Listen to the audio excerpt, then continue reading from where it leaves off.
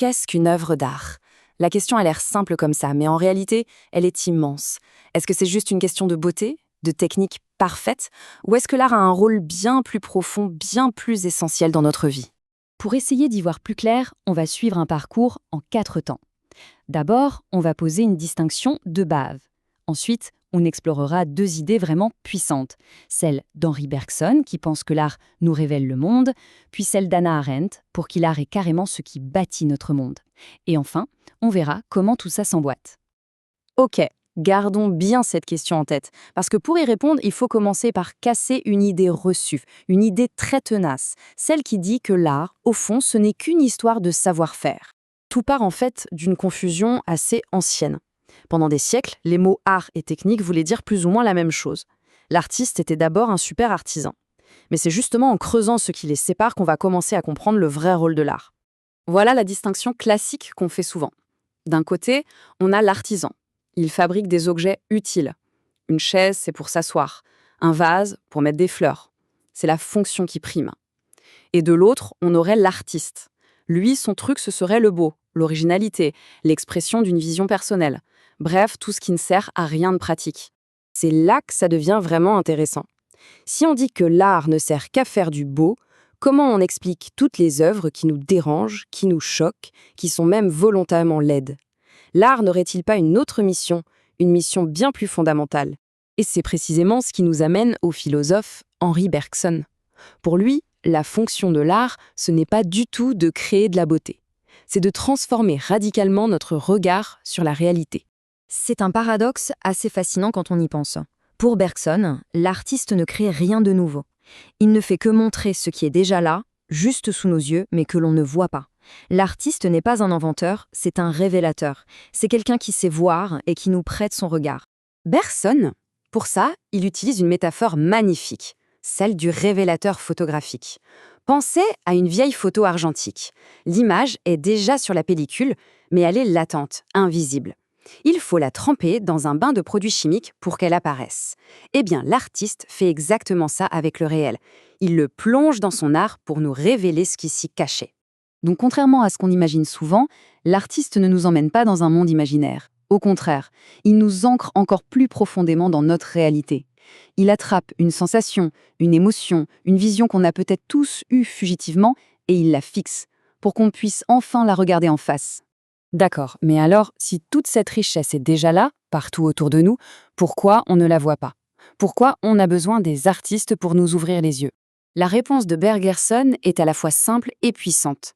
Notre perception de tous les jours, elle est filtrée. Elle est rétrécie par les urgences de la vie. On ne voit le monde qu'à travers le prisme de ce qui est utile pour notre survie, pour nos actions. On ne contemple pas un arbre, on se demande s'il peut nous donner de l'ombre ou du bois. Et voilà le secret de l'artiste, selon Bergson. C'est un distrait, c'est quelqu'un qui est détaché de cette course à l'utile. Et c'est justement parce qu'il n'est pas obsédé par l'action, par le besoin immédiat, qu'il peut enfin prendre le temps de regarder pour de vrai. Son regard, libéré de ce filtre de l'utilité, voit ce qui nous échappe à tous. Allez, on quitte Bergson pour passer à Hannah Arendt. Elle nous propose une perspective complètement différente, mais vous allez voir, elle est très complémentaire. Si Bergson s'intéressait à notre perception individuelle, Arendt, elle, se demande quel est le rôle de l'art pour la collectivité, pour l'histoire. Pour Arendt, il faut distinguer 3 types d'objets que les humains fabriquent. D'abord, les produits de consommation, comme la nourriture. Leur but, c'est d'être détruits, consommés. Ensuite, les objets d'usage, comme des outils ou des meubles. Leur but, c'est d'être utilisés jusqu'à ce qu'ils s'usent. Et puis, il y a les œuvres d'art. Et là, on touche au paradoxe génial de la pensée d'Arendt. C'est précisément parce que l'œuvre d'art ne sert à rien de pratique qu'elle peut durer. On ne consomme pas une statue, on n'use pas un poème. Son inutilité, c'est ça qui la protège du temps et qui lui permet de rester. Et Arendt va encore plus loin. Elle dit quelque chose de très fort. Les œuvres d'art ne sont pas faites pour nous, les individus mortels. Elles sont faites pour le monde. Et par le monde, elle n'entend pas la planète, mais l'espace culturel, public, que les humains construisent ensemble et qui est destiné à leur survivre, à accueillir les générations qui viendront après. C'est ça qui leur donne cette immortalité potentielle. Potentielle, oui, parce qu'une œuvre peut bien sûr être détruite, mais dans son principe, elle est conçue pour traverser les âges, pour témoigner de ce que les humains ont été, ont pensé, ont ressenti. Vu comme ça, le rôle de l'art devient absolument immense. C'est lui qui tisse le fil entre les générations. C'est lui qui construit les repères stables, le décor permanent sur lequel se joue toute notre histoire. Sans l'art, on serait comme des nomades sans mémoire, obligés de tout recommencer à chaque fois. Bon, alors comment on fait le lien entre tout ça? D'un côté, Bergson nous dit que l'art c'est une affaire de regard intime.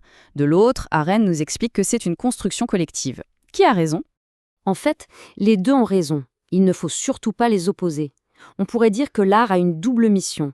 Une mission verticale, si on veut, il nous fait plonger dans la profondeur du réel, de l'instant, c'est le côté Bergson, et une mission horizontale, il tisse un lien à travers le temps, il stabilise notre monde, et ça, c'est le côté Arendt.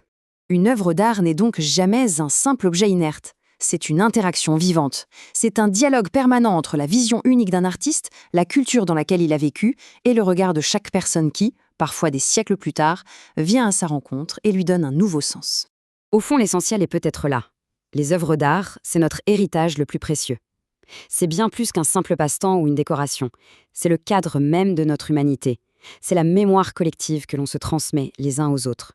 On peut donc reposer notre question de départ. Est-ce que l'art nous apprend à mieux voir le monde qui est déjà là, ou est-ce qu'il nous donne les outils pour en construire un qui dure? Eh bien la réponse, c'est sans doute les deux, en même temps. Et c'est ça qui le rend si indispensable.